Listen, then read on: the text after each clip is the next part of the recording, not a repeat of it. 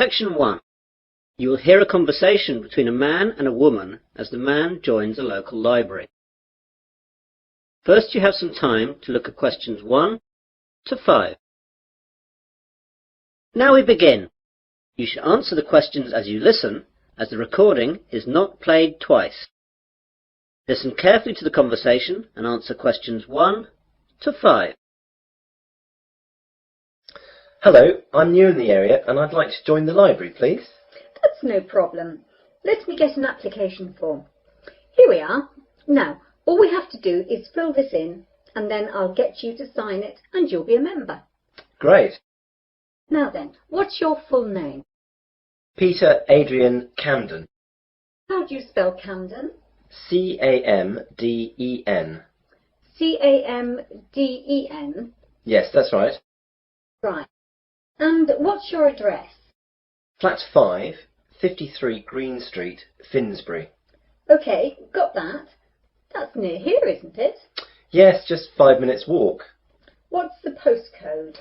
7434. Got that now.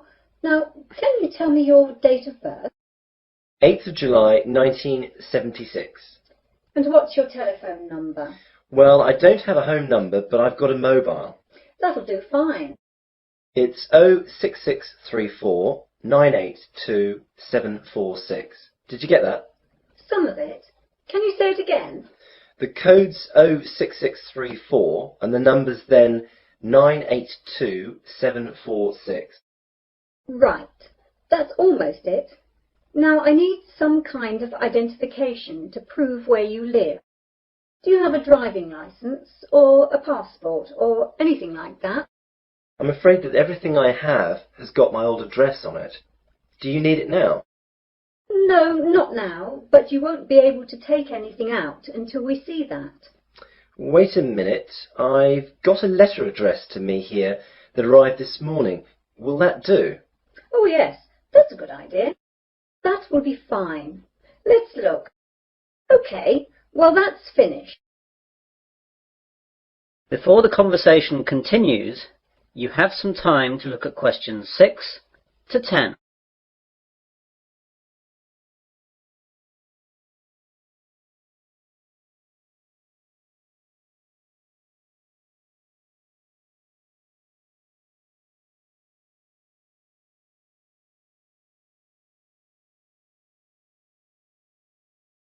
Now listen carefully and answer questions 6 to 10. Could I ask you a few questions? The council that runs the library is running a survey to find out what kind of books people prefer so that they can direct their buying. Yeah, no problem. OK, so what type of books do you like? Well, I'm very keen on mysteries. You know, when a detective is trying to find out who did the murder. Historical novels interest me too. Romance, never. My sister loves them, but they bore me to tears. I quite like books on animals too. I get them out sometimes. Not science fiction either. Too weird. Well, I think that's it then. Good. Oh, do you charge anything? The library is free unless you want to rent out some of our videos or DVDs. And how much is that? Well, we rent videos out for $4 each and DVDs are $6. You must leave us a deposit of $60 as well. That's returnable, of course.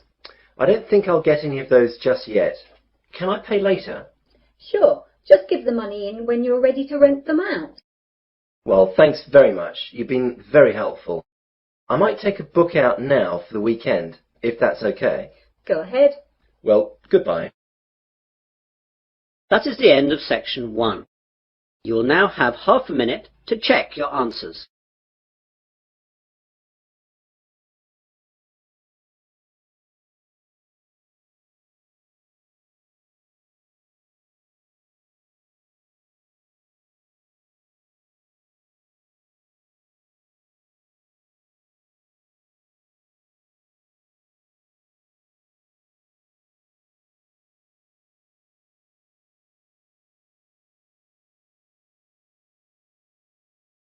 Now turn to section 2. Section 2. You will hear a radio presenter interviewing a doctor. First you have some time to look at questions 11 to 14.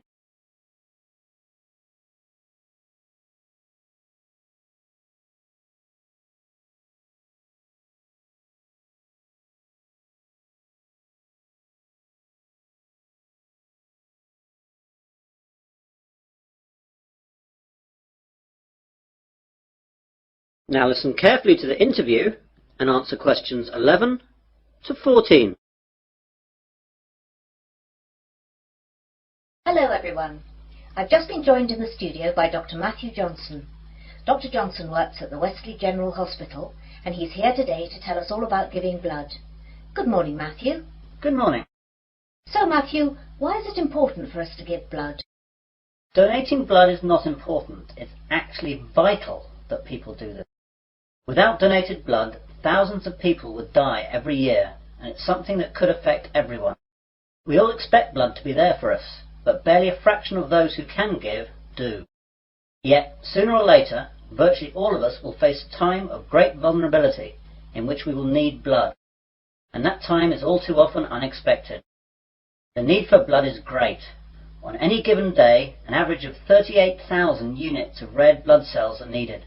Blood transfusions are often needed for victims of things such as accidents and burns, heart surgery, organ transplants, and patients receiving treatment for leukemia, cancer or other diseases.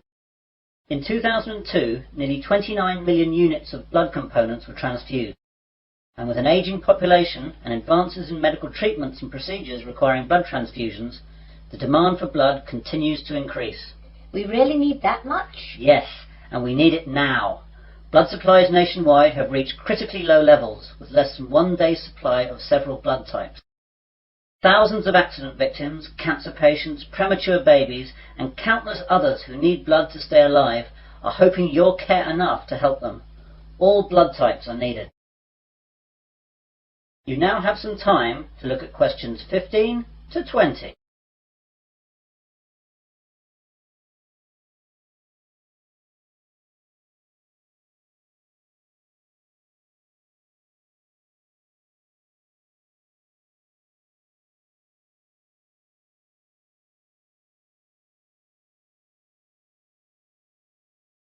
Now listen to the rest of the conversation and answer questions 15 to 20. What are the different types? It's a bit more complicated than that. First we collect the whole blood from donors, and then it's sorted into the different types, which are basically O, A, B or AB, though there are also divisions here. Then the blood is split into its constituent parts.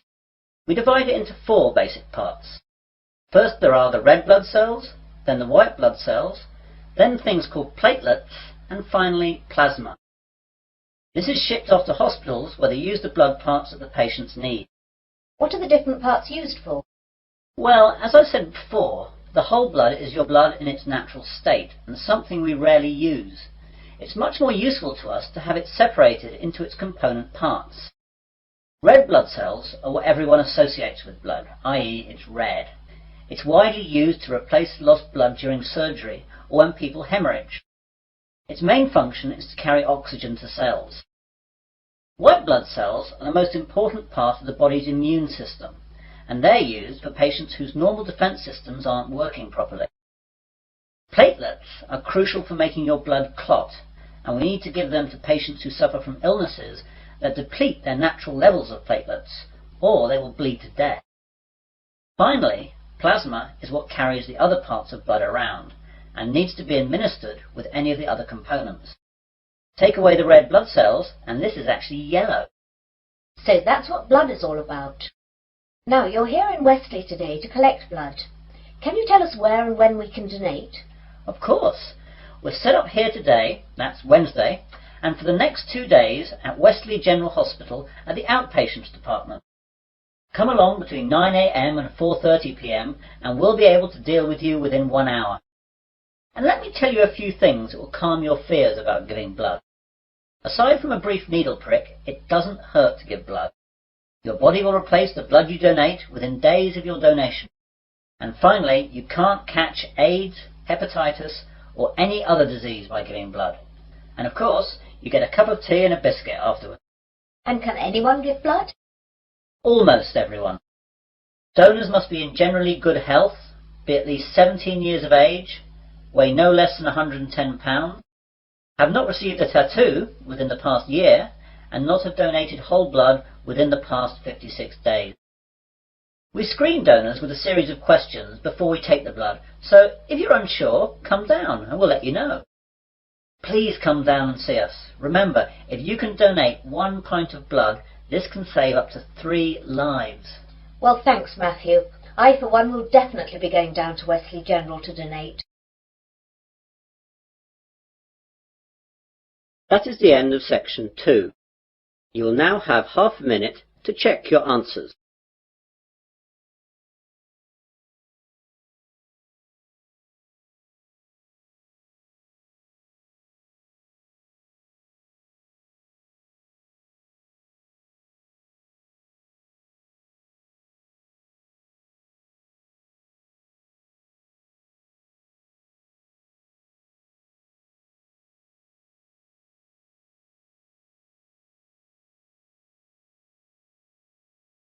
Now turn to section 3. Section 3. You will hear a conversation between 3 people about use of university computers.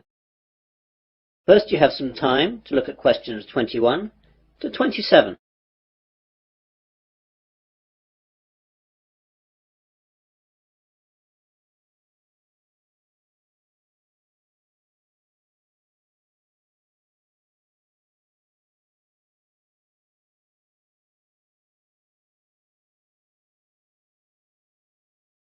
Now listen carefully and answer questions 21 to 27. Hello there, do you work in the computer room? Yes, I do. Can I help you?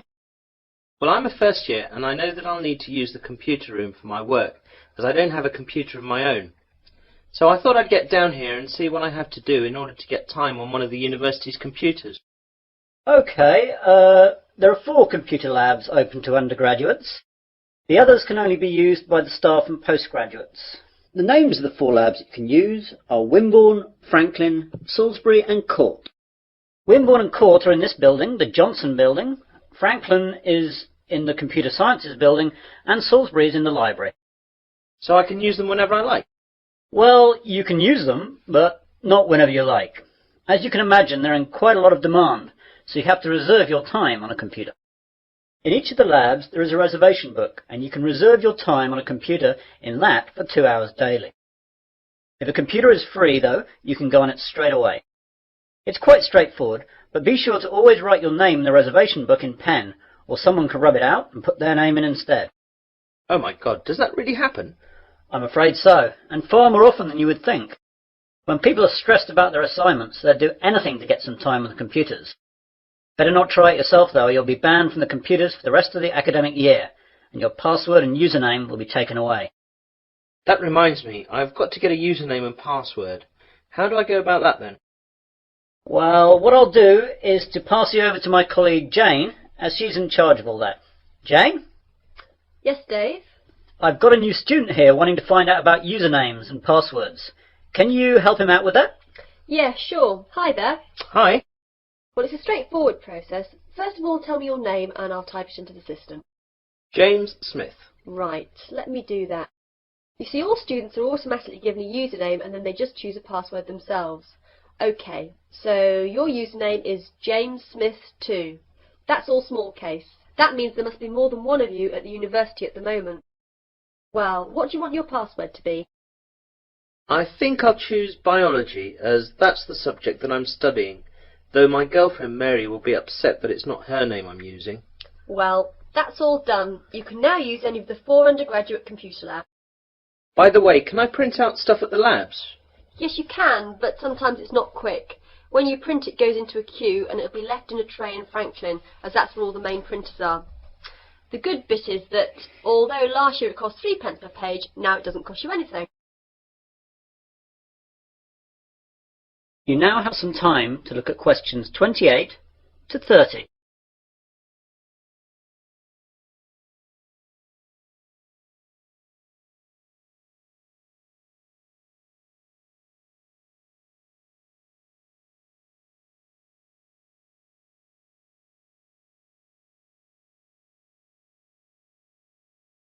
Now listen to the rest of the conversation and answer questions 28 to 30. I don't really know much about computing. Is there any training available? Yes, we have introductory courses for all new students. There is beginner, intermediate and advanced. Which would you like to go for? Well, I have done some, but I don't know if I'm up to anything more than beginner. I'd better stick with that. Intermediate could be too tough. Well, your course is in Franklin then. We're in Court now. You know where that is? That's in this building too, isn't it? No, that's Wimborne you're thinking about. Franklin's over in the Computer Sciences building. Anything else? I don't know what time the course starts. Let's have a look then. Advanced starts at 4:30 in the afternoon on Mondays, but yours is the day after at 5 in the afternoon. Are there any other times, as I've got a part-time job then? Yes, you could try Thursday at 2 p.m. How's that? Even worse, as I've a tutorial then. Anything else? No, that's it. I'll have to rearrange work then. I can't miss the tutorial. That is the end of section 3. You will now have half a minute to check your answers.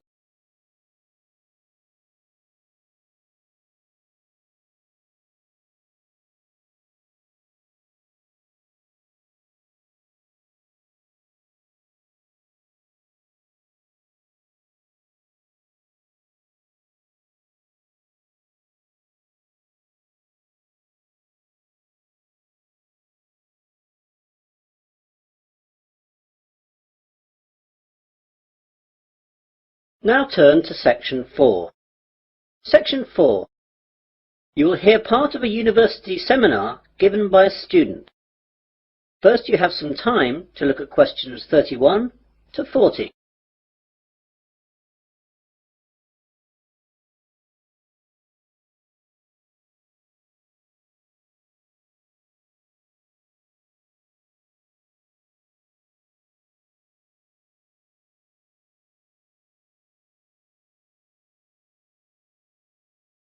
Now listen carefully and answer questions 31 to 40. Good afternoon, everyone. In today's seminar, we're going to continue listening to different students giving us a presentation on the subject of their term paper. Now, today is Hillary's turn. So, what are you going to talk about today, Hillary? Well, some of you will know that I was brought up when I was young in Japan, and I'm going to do my term paper on Japan's bullet trains, which have revolutionized their rail industry. Japan's main island, Honshu, is covered by a network of high-speed train lines that connect Tokyo with most of the island's major cities and Fukuoka on the island of Kyushu. Japan's high-speed trains are called Shinkansen, but are known to us as bullet trains. The Japanese bullet train system is credited with being the world's first purpose-built high-speed railway, and the model and inspiration for all other similar type systems running today, such as the French TGV. The reputation it has earned for safety, speed, and punctuality is unsurpassed. I'd like to give you some figures about that. As regards safety, there has never been a death on the bullet train system since its inception in 1964, other than that caused by deliberate passenger misadventure. As far as speed is concerned, the bullet train holds the current world record for the fastest average speed between two station stops, which was 261.8 kph between Hiroshima and Kokura. The train travels 192 kilometers in 44 minutes. This record is from the 500 series Nozomi trains, running at a maximum speed of 300 kilometers an hour between Shin Osaka and Hakata. I'll talk more about them later. The punctuality puts European train services to shame. Most trains arrive at their destination after several hours to within the second.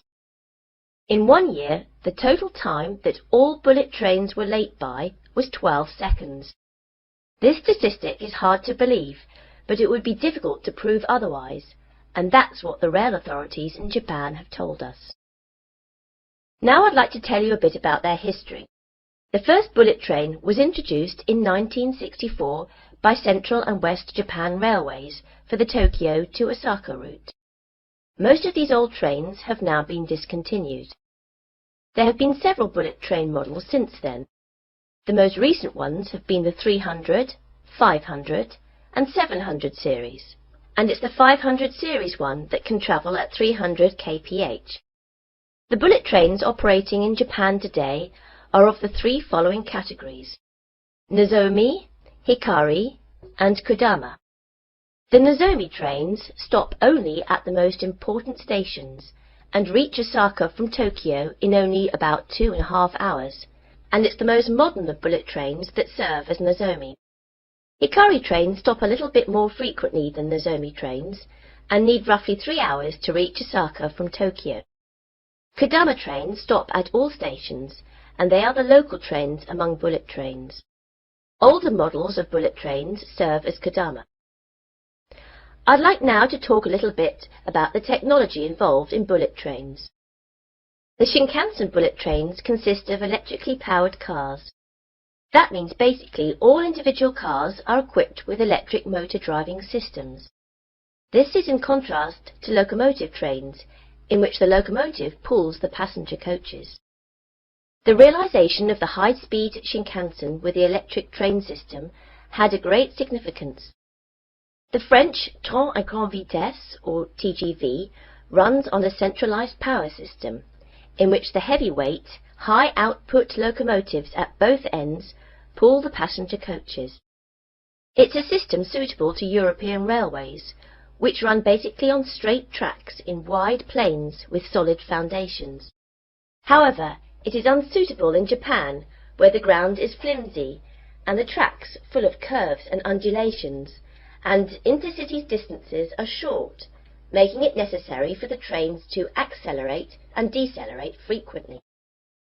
One of the advantages of the electric car system is that the motor functions as a brake to reduce the speed of the train. When the power feed to the electric car motors is stopped, the wheels continue revolving, keeping the motors rotating, resulting in electricity generation by magnetic induction. As the force acts in the direction opposite to the axle's motion, it functions as a brake to the train. All the motors equipped on each coach can be utilized effectively to reduce the speed, making the electric train system advantageous on Japanese railways, which involve frequent deceleration and acceleration. In addition, by virtue of the remarkable progress achieved recently in semiconductor technologies, the electric train system has undergone tremendous improvements in power, operability and safety administration, so the system is becoming increasingly advantageous. That is the end of section 4. You'll now have half a minute to check your answers.